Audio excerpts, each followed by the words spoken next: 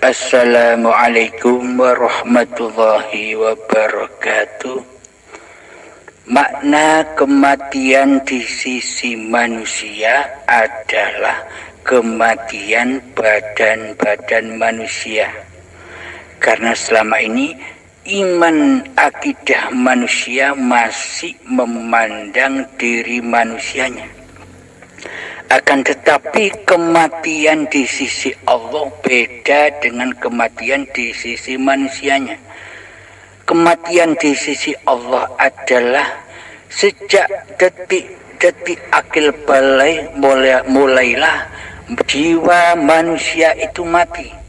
Yakni ketika kita sudah memakan buah khuldi, yakni buah pengakuan diri, buah pengakuan hidup sudah diakui milik hambanya, badan diakui milik hambanya. Inilah kematian di sisi Allah, yakni matinya kesadaran diri. Karena buta mata hatinya, itulah yang dimaksud kematian di sisi Allah. Setelah manusia mati, maka dikubur. Alam kubur di sisi manusia adalah manusia yang dipendam di dalam tanah itu. Angan-angan manusia menganggap alam kubur itu di situ. Akan tetapi di sisi Allah, alam kubur itu adalah badan-badan kita yang dari tanah inilah kuburan yang memendam, yang mati. Ketika hawa nafsu masih menjadi Tuhan, maka terkubur di dalam badan ini. Siksa kubur di sisi manusia, tersiksanya badan-badan manusia hingga hancur di dalam kuburan. Itu makna siksa kubur di sisi manusianya. Akan tetapi makna siksa kubur di sisi Allah itu adalah ketika hati kita panas, ketika cita-cita kita tidak terkabul, maka hati kita panas. Ketika persaingan bisnis kita kalah, kita panas, marah, benci, dendam, hasud. Itulah api-api yang tidak berasap. Karena manusia menganggap siksa kubur dan siksa neraka itu dari api-api yang ada di dunia yang berasap. Akan tetapi api neraka itu tidak berasap. Nah, di mana disiksa? Ya di dalam kuburan badan-badan ini kita tersiksa. Ketika ada virus corona, kita takut. Kita serba takut di dalamnya. Takut miskin, takut tidak makan, takut lengser kemuliaannya di sisi manusia, takut hancur kehormatannya di sisi manusia. Semuanya serba panas, yakni di dalam hati kita tersiksa. Inilah makna siksa kubur di sisi Allah. Menunggu sampai hari kiamat, disiksa di dalamnya abadan abadah hingga waktu yang ditentukan. Hari kiamat. Apa makna hari kiamat di sisi manusia itu? Hari kiamat itu manusia menyangka, mengangan-angankan hancurnya dohiria ini, hancurnya bumi dan langit. Itulah yang dimaknai kiamat oleh manusia. Akan tetapi kiamat di sisi Allah itu adalah ketika hamba sudah menyadari kezolimannya selama ini, sehingga hamba mencari Tuhannya dengan cara berzuhud, mensucikan diri, menyuwungkan diri, kata Kusu. yakni apa kiamat itu? Ketika kita di saat laku zuhud, kita mengkiamatkan, menghancur leburkan apa-apa yang selama ini kita akui sebagai milik kita. Hidup manusia kita lengserkan, hidup manusia kita hancurkan, kita persembahkan kembali bahwa hidup itu Allah. Kita menghancurkan badan manusia kita, kita mempersembahkan kembali bahwa badan ini milik Allah. Kita menghancurkan, melengserkan kekuasaan, daya upaya, ikhtiar kita selama ini menjadi milik Allah. Nah, ketika sudah hancur lebur dunia alam semesta ini, maka Allah berfirman, siapa yang mengaku menjadi Tuhan? Adakah Tuhan selain aku, kata Allah.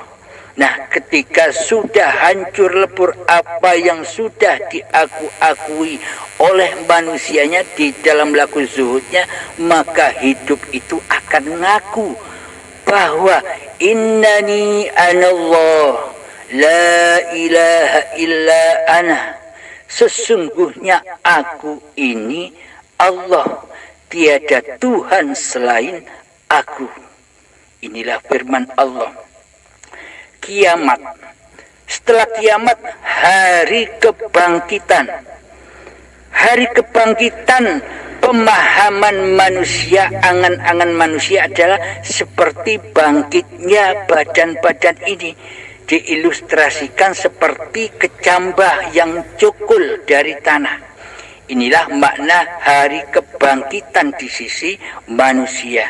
Akan tetapi hari kebangkitan di sisi Allah itu adalah ketika hayatullah sudah wujud di hati manusianya. Inilah makna hari kebangkitan, yakni hari kesadaran. Ketika manusianya sudah kembali kepada hakikat diri sejatinya, yakni bersifat Adam, tiada.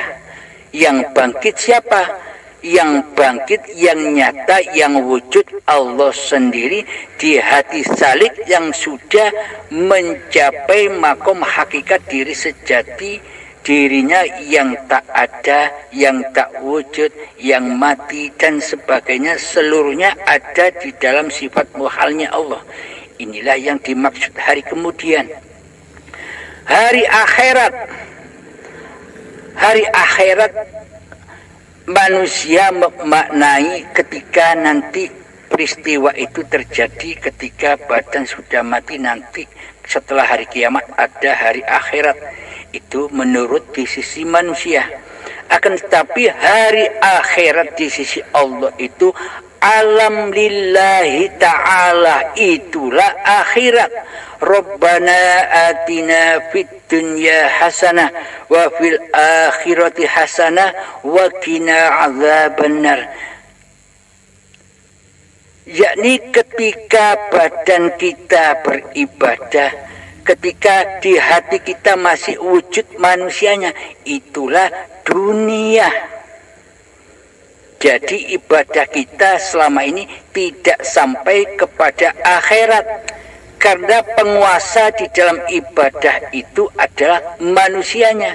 Padahal syarat untuk menuju akhirat itu adalah inna sholati wa nusuki wa mahyaya wa mamati lillahi rabbil alamin. Sesungguhnya sholatku, ibadahku, hidup dan matiku adalah lillahi rabbil alamin, milik Allah, Tuhan penguasa alam. Inilah yang dimaksud akhirat. Ketika hati kita sudah bersahadat bahwa yang mempersolatkan, yang memberdirikan, yang mentakbirkan, yang merukuk sujudkan badan ini adalah Allah. Itulah makna kebaikan dunia dan akhirat, yakni badan bersyariat, hati bermakrifat kepada Allah, yakni hati memahami bahwa yang bersyariat itu bukan manusianya, yang bersyariat itu adalah syariatullah. Inilah syariat yang dibawa Kanjeng Nabi Muhammad sallallahu alaihi wasallam. Terbukti di dalam kita sebelum melaksanakan sholat dan ibadah-ibadah, kita diwajibkan untuk berniat. Tujuannya apa? Agar kita kembali ke akhirat, ke alam lillahi ta'ala di setiap akhir niatan seluruh sholat dan ibadah. Akan tetapi selama ini kita hanya tinggal di dunia. Dunianya saja yang baik, tapi akhiratnya buruk. Badannya saja yang beribadah, tapi hatinya ingkar kepada Allah, mensekutukan Allah dengan dirinya. Maka dari itu akhirat, makna akhirat itu hakikatnya ketika syariat ini sudah menjadi syariatullah. Itulah makna akhirat di sisi Allah. Yaumul hisab. Apa makna yaumul hisab di sisi manusia? Di sisi manusia yaumul hisab itu ya seperti ditimbangnya amal kebaikan dan amal keburukan. Karena manusia masih mengira dialah yang bisa beramal, dialah yang bisa melakukan baik ketaatan atau kemaksiatan, maka tetap dihisab oleh Allah, yakni dihisabnya di mana? Ya di dunia ini. Sholatnya buat kebanggaan dan sebagainya. Itulah makna yaumul hisab. Bila kita sudah memahami bahwa hidup ini Allah, maka khairihi wa syarihi minallah. Kebaikan dan keburukan itu adalah Allah, milik Allah, bukan milik manusianya. Bila kita sudah menyadari bahwa hidup ini Allah, maka dulu kita pernah melakukan ketaatan, dan dulu pun kita pernah melakukan kemaksiatan secara badaniah, secara syariat. Nah, bila kita sudah menyadari bahwa yang dulu, yang sekarang, bahkan yang nanti itu hanya Allah yang ada, berarti dulu kita pernah taat dan dulu pernah kita maksiat, kan berarti bukan amaliyah kita sendiri. Itulah af'alullah. Bila kita sudah menyadari bahwa seluruh perbuatan ini adalah miliknya Allah, maka apa yang mau dihisab bila hambanya sudah tidak wujud lagi di hati kita? Apa yang mau dihisab bila Abdul Halimnya sudah tidak ada? Yang ada hanya Allah. Inilah makna yaumul hisab di sisi Allah. Makna wat siratal mustaqim. Wat siratal mustaqim di sisi manusia itu sangat amatlah sempit. Manusia mengangan-angankan bahwa wat siratal mustaqim, jalan menuju Allah itu sangat amatlah sulit, sehingga diibaratkan rambut masih dibelah 7, kan tidak kelihatan saking halusnya. Sama seperti hawa nafsu kita selama ini, tidak menyangka, kita tidak mengira bahwa selama ini kitalah yang menjadi Allah. Meskipun kita tidak merasa mengaku jadi Allah, sejatinya yang mengaku jadi Allah selama ini adalah kita. Allah kita gaibkan, kuasa Allah kita gaibkan, wujud Allah kita gaibkan. Yang kita wujudkan diri kita sendiri, yang kita wujudkan kuasa diri kita sendiri. Nah, berarti yang jadi Allah selama ini siapa? Anda atau Allah? Kita atau Allah? Nah, Makna siratal mustaqim di sisi manusia sangat amatlah sempit. Rambut dibelah 7, tajamnya 1000 pedang. Tak satu pun manusia bisa melewatinya kecuali dikehendaki oleh Allah. Berarti yang bisa lewatkan bukan manusianya, akan tetapi kehendak Allah lah yang bisa melewatinya. Itulah makna wasiratal mustaqim. Jadi hakikatnya di sisi Allah, siratal mustaqim itu sangat amatlah luas, seluas hidup yang kita jalani selama ini. Ketika kita merokok, itu juga siratal mustaqim. Bagaimana hati kita bisa sampai kepada Allah yang merokok, apakah masih diri kita yang merokok? Apabila di dalam pemahaman hati kita masih merasa diri hambanya yang berkuasa untuk merokok, itulah anar, itulah neraka, pasti jatuh ke dalam neraka.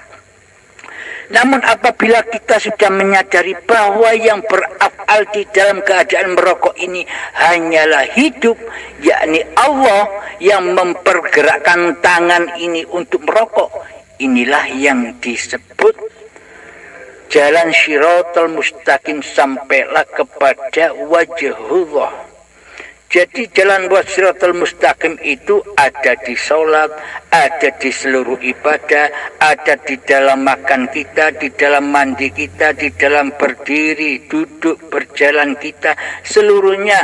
Di seluruh hidup inilah wat siratal mustaqim. Di dalamnya kita bisa bertemu Allah ataukah bertemu dengan hawa nafsu kita sendiri. Itulah makna wat siratal mustaqim. Makna neraka di sisi manusia, yakni ketika nanti manusia sudah dihisab banyak dosanya baru dimasukkan neraka. Ini hanya angan-angan manusia. Di sisi Allah, neraka itu sudah ada sekarang ini. Bahan bakarnya neraka bila tersedia maka membaralah neraka, maka hiduplah api neraka itu. Apa bahan bakarnya neraka di sisi Allah? Bahan bakarnya adalah badan-badan manusia dan hati yang buta akan Tuhannya, hati yang keras melebihi kerasnya batu. Itulah bahan bakarnya neraka. Jika bahannya saja sudah ada, berarti nerakanya kan sudah ada selama ini. Ketika hati hamba masih wujud diri manusianya, itulah lembah anar, itulah lembah jahanam di sisi Allah. Karena manusia masih mentuhankan manusia, maka seluruh alam-alam itu diangan-angankan sesuai diri manusianya. Kemudian surga di sisi Allah. Apa surga di sisi Allah itu? Surga di sisi manusia adalah gemerlapnya bangunan-bangunan dari emas, intan, permata, makanan-makanan yang serba enak, hidup berkumpul dengan bidadari-bidadari yang cantik. Itulah surga-surgi yang diiming-imingkan Dajjal kepada manusia. Itulah surga yang diminati oleh hawa nafsu manusia. Itulah surganya setan. Yang selama ini kita harap-harapkan itu bukan surganya Allah. Surganya Allah menuju wajhullah itu adalah meninggalkan dunia, meninggalkan gemerlapnya dunia. Jangankan dunia, diri kita pun harus kita tinggalkan. Itulah makna surga di sisi Allah. Ya ayyatuhan nafsul mutmainnah, wahai jiwa-jiwa yang tenang, yakni jiwa-jiwa yang sudah kembali kepada hayatullah, jiwa-jiwa yang sudah menyadari hakikat diri manusianya. Irji'i ila rabbiki radiyatan mardiyah, pulanglah kembali kepada Tuhanmu dengan ridho dan diridhoi oleh Allah. Fadkhuli fi ibadi, maka jadilah kalian hamba-hambaku yang mengabdi. Wadkhuli jannati, dan masuklah ke dalam surgaku. Inilah makna surga, jannah di sisi Allah, ketika di dalam hati kita sudah tak wujud diri manusianya. Inilah surga, seperti sucinya bayi dahulu. Ketika bayi dulu hidup dan badan ini sudah ada, tapi mengapa kita belum ada? Karena itulah bayi disebut suci, karena suci dari munculnya Abdul Halimnya, karena Abdul Halimnya belum terlahir di dalam bayi yang suci itu. Inilah sekilas alam-alam yang diceritakan di syariat. Mungkin ini belum sempurna, monggo silakan disempurnakan para senior. Terima kasih. Assalamualaikum warahmatullahi wabarakatuh.